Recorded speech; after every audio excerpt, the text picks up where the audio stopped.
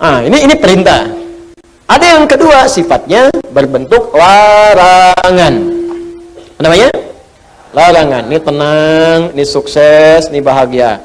Jadi ada yang sifatnya larangan. Pertama kata Allah, tinggalkan zina.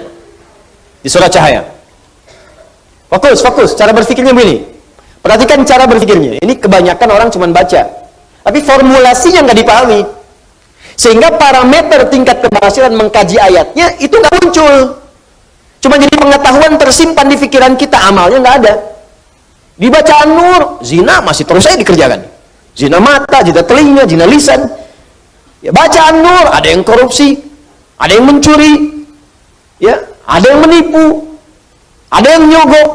Padahal ayat itu jelas. Maka dari itu, lihat perbandingan terbaliknya. Orang mengerjakan perintah akan meraih ini. Orang meninggalkan larangan, maka ini akan cenderung terjaga. Hatinya tenang, kesuksesan mudah didapat, kebahagiaan mudah diraih. Ketika yang dilarang dikerjakan, maka akan berdampak kepada jaminan yang tadi disebutkan. Zina, ketika zina dikerjakan, maka cenderung membuat hati tidak tenang. Makanya orang yang berzina nggak pernah tenang. Makanya zina dalam bahasa Arab, secara bahasa, az-zina, zina fil lughati asy-syu'uru bid-dhiq. Makna zina secara bahasa yang pertama adalah perasaan yang sempit dalam jiwa. Zina itu bisa ditulis dengan dua cara. Begini, zai, kemudian nun, alifnya ke atas. Ini bahasa orang Najdin, zina. Ada bahasa orang Hijaz, zai, kemudian nun, alifnya ke bawah begini, zina. Ya. Bisa ditulis dengan dua cara. Ini alif yang tadi saya sebutkan, alif bisa begini, tegak, bisa begini, ke bawah.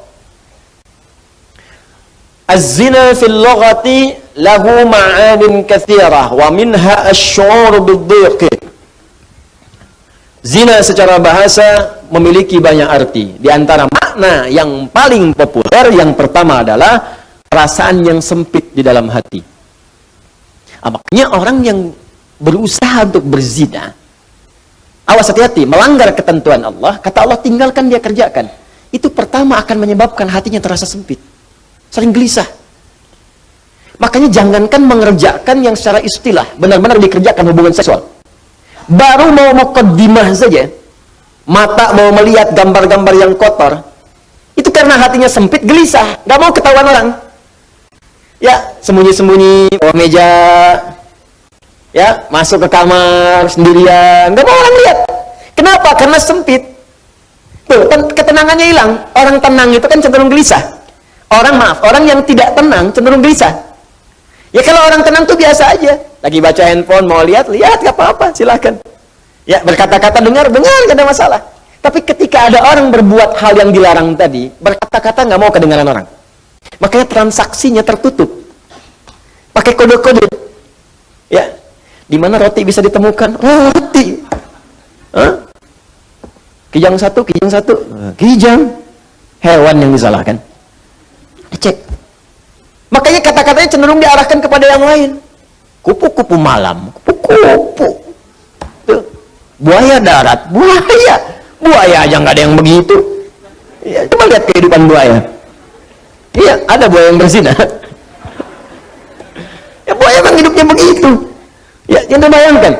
Saya mau katakan, orang yang melanggar ketentuan ini pasti hatinya gelisah.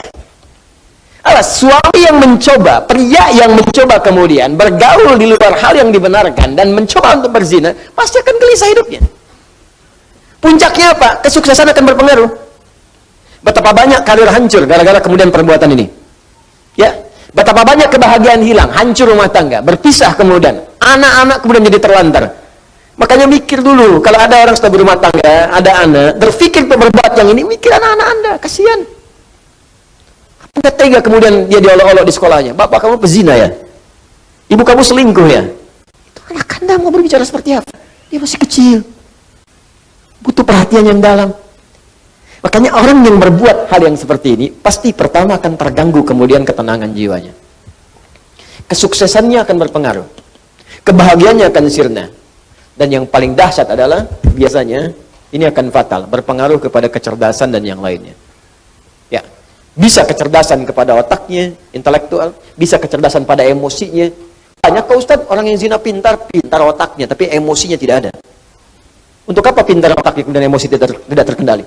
Banyak orang tak mampu mengendalikan emosinya sehingga kepintarannya menghasilkan mafsadat yang lebih luas lagi. Pintar bikin senjata digunakan untuk bunuh orang.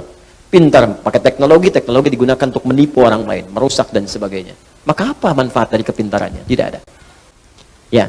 Nah, sekarang pertanyaannya, apa yang dimaksud dengan zina secara istilah? Ada berapa jenis zina? Bagaimana kita bisa menjauhi zina kalau tidak tahu jenis-jenisnya? Itu kita akan bahas insya Allah di pertemuan berikutnya.